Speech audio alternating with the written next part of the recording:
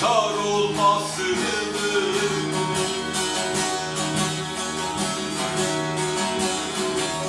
Muhabbet bizim özümüz.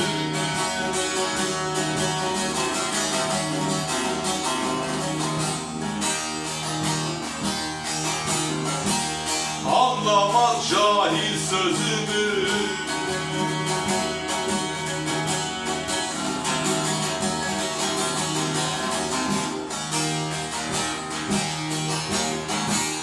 Mürşidi kamil darımız.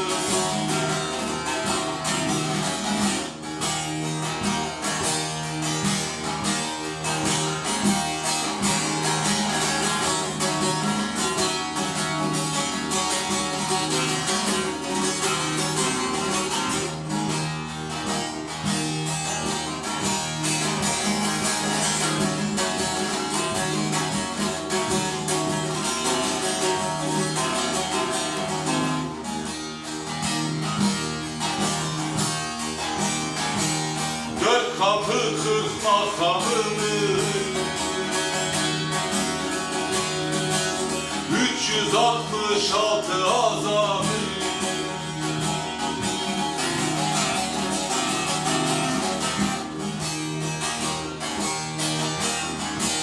Vücuttaki tüm hücremi.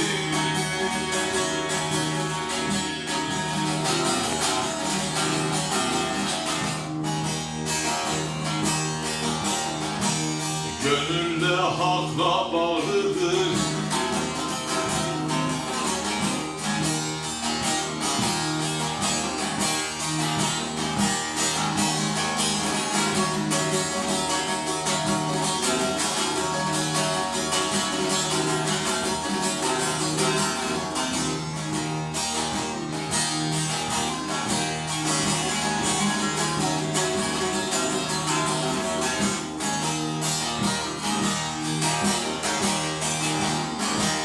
Şahvaran nefsimizi bildi.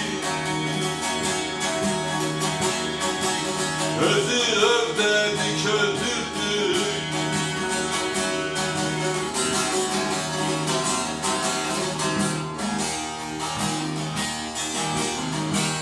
Varlığa ulaştık gördük.